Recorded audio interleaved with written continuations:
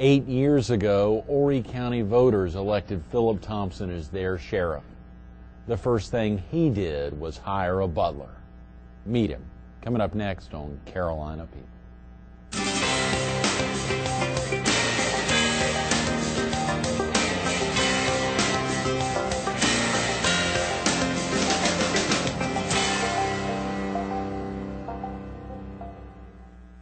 Good morning. Welcome to Carolina People. This morning we're at Design It Retail Furniture Gallery on Highway 501 in front of the new Hard Rock Park. We're focused on 20 years of law enforcement service. And we're visiting with the Chief Deputy of the Horry County Sheriff's Office, Paul Butler. Good morning. Good morning. Chief Deputy Butler. Do you mind if I call you Paul this morning? Please Since it's do. a Thursday morning, tomorrow is the big day. Please do. You getting a little emotional about it? Yeah, I'm excited about it, I have to say, and I appreciate you bringing the attention to it through this show. I appreciate the opportunity to be here. Well, of course, we were celebrating a 30-year anniversary month before last when we were at the Government and Justice Center there in Horry County for your boss, Sheriff correct. Philip Thompson. And correct. I think it was last Thursday you were celebrating another anniversary. We had 30 years then, 20 years tomorrow, and was it 15 years? 15 years of marriage to my lovely wife, Cheryl, Yes. On May 1st, just a week ago today. Right. Yes, just a week ago today. How exciting, Paul. It has Hope been. you all had a big celebration for that. We did, and it's been a wonderful week and a wonderful month so far. Absolutely. You know, so much has to happen as you prepare for any anniversaries, but this is just another day for you in law enforcement service. Well, that's true, because we're kicking off our bike weeks now. Right. So, oh, yeah, that's right. That is the official start of Bike Week. So Yes. we're right entering into that, and obviously time to focus on those things at hand. Right. It's the 9th through the 18th, so it kicks off tomorrow and runs through the 18th, and then the Absolutely. Memorial Day Bike Week will be, or that experience will be right after that. Absolutely. And then the month of May will be gone. I guess that's why I've never had an opportunity to reflect much on anniversaries, Right. because they're almost over when they begin. So crazy. Well, of course, and on Monday, another big event, the Galvins Ferry Stump will be coming up right around the bend. We kicked off the week with Russell Holliday, who grew up not far from your home. That is true. I'm a lifelong Ainer boy, so I'm excited about the Galvins Ferry Stump. They've done a wonderful job out there my entire life. Oh, yeah. We look forward to it, my family and I. Since 1876. She was with us on Monday, and John Ginrett was with us, former member of Congress, on Tuesday, who's been traveling up to Galvin State Ferry for years. And of course, even on Monday, we talked about both you and your brother, because we were talking about highway patrolmen making such a difference there on the day of the stump, helping really make sure things flow well. And I think in reading a little bit about you earlier in the week, I'd seen that your brother has had a long tenure in highway patrol service. He just celebrated his 21st year. Is that right? On the highway patrol, and he has lived that time in Berkeley County. Oh, okay, sure. And he is a corporal over the Berkeley, Dorchester, and Charleston troop. So he enjoys it down there. It's kind of been a home away from home. We've asked for him to come back many times. My mother would love for him to return. but I think he's comfortable there, and he seems to enjoy it, and they enjoy having him. How exciting, Paul. Real quick about yourself. I think you've already said it, but you grew up there in Ainer. Yes, I did. We were raised on a farm. It's a Galvins Ferry mailing address, but we're close to the Ainer community. Graduated from Ainer High School, and live now about a quarter of a mile from where I've lived the majority of my life. Is that right? It's nice. It always feels like home. Is it just you and your brother? No, I have more siblings. I have a sister and 2 other brothers. My oldest brother lives in Conway, and my youngest still lives at home with my mother, but he travels. He works out of town. He's in Washington this week. Is that right? Yes. Son of a gun. And so one lone sister. That is true. Yeah, so at Mother's Day we have to give 2 cards, one to my mother and one to my sister, who believes she's my mother. She's a little older than we were as children, so she raised us a lot. She was our babysitter and caregiver, and I spoke with her just yesterday, most every day. Yeah. Because we're a very close family. Does she live here in the area?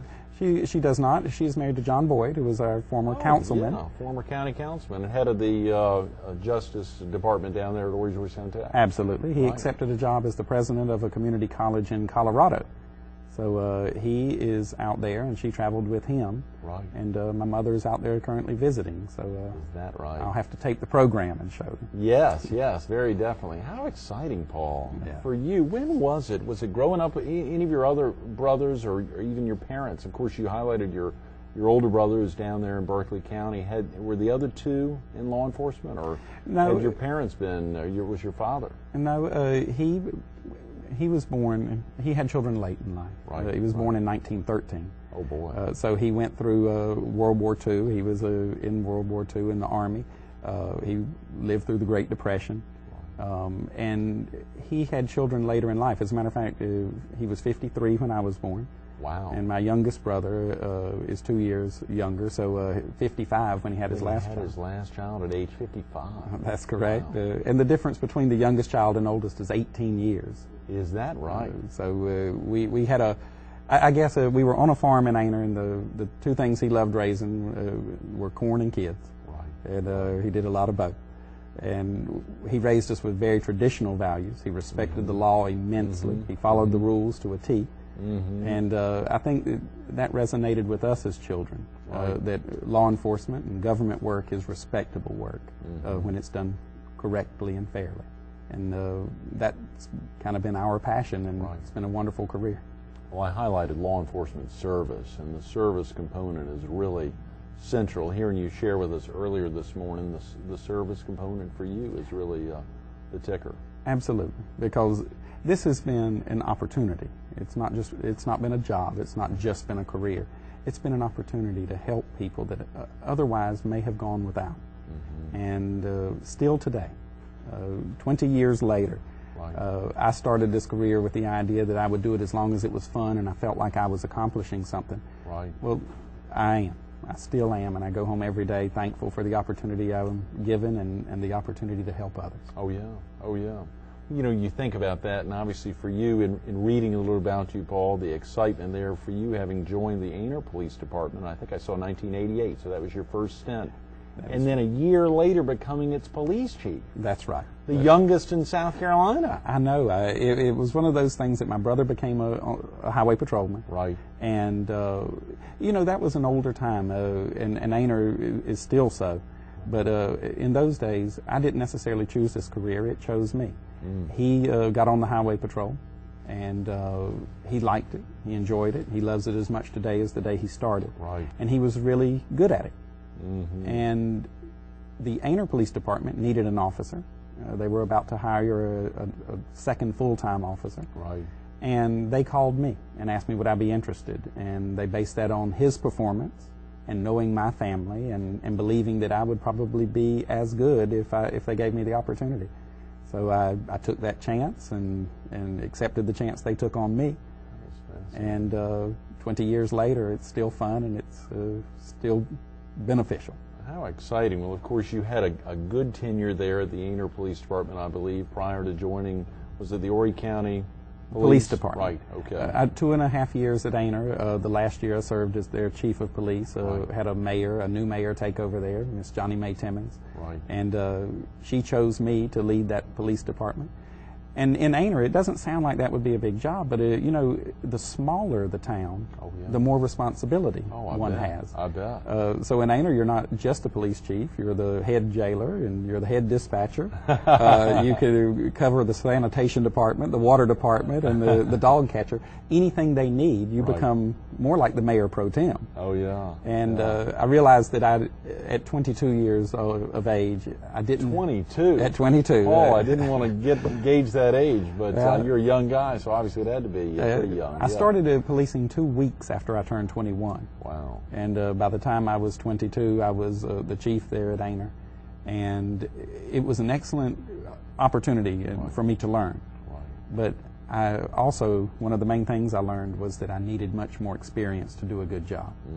The Horry County Police Department gave me an offer to come there. And they helped me back at that time finish my degree. So I received my criminal justice degree while working with the county police. Great. And they introduced me to a lot of levels of supervision and policies and procedures and how they work and how you can use them to work for people that still guide me today.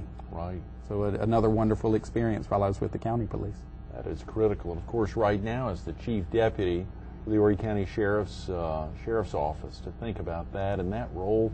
What does that mean exactly, the chief deputy? Is that something that you run for office to get? Or? Well, no.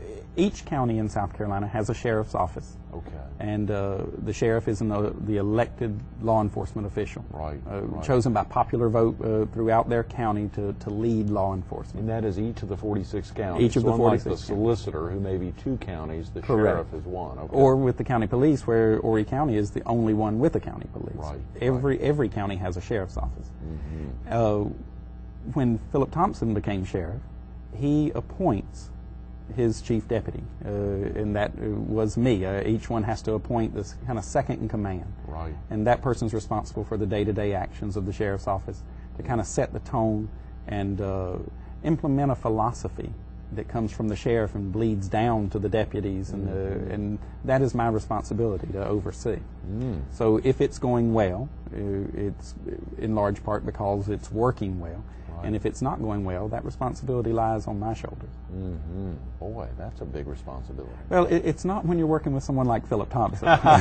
he makes it fun, right. And he's a hard worker. He's with me. He's more like my partner. Right. I think, technically, on paper, it would appear more like I'm to be his assistant, but he's so much more like my assistant in many ways. He helps me tremendously every day. Right. And as much as he works with the public, he's still working inside that office. That's tremendous. Well, he shared that with us that day, the day of his 30th anniversary, the big celebration day for him, that a typical day can be anything. There's just not a typical day. And I know last week we were talking about the Police Unity Tour last Friday and all the activities that happened that day for all the riders, starting in Georgetown at 7:30 and then at Ocean Woods at 10:45, at 11:30 at Ted Collins, and then heading right over there to see y'all there in Conway. At 12:30, we hosted them for lunch. Right. And those are opportunities that are brought to our sheriff's office that we're proud to have and host. Yeah. They've come from Florida. They're riding to Washington. They're bringing awareness to the sacrifices of police officers and their families. And for us to get to play a little tiny part in that we're very proud to be able to participate in that. And that was a fantastic event. We hope they'll come back next year. Oh yeah, absolutely. Brenda Christie was with us last week highlighting that, a warrant officer there in the Myrtle Beach Police Department who'd ridden on the tour a couple of years ago. But to hear her talk about that and then to see the ceremony last Friday, it's a special. She was certainly the spearhead behind the success of that project. I worked closely with Brenda Christie, and she was fantastic. So detail-oriented. Oh, yeah. And she had it covered from top to bottom. She made it very easy for us to look good. Listen to that.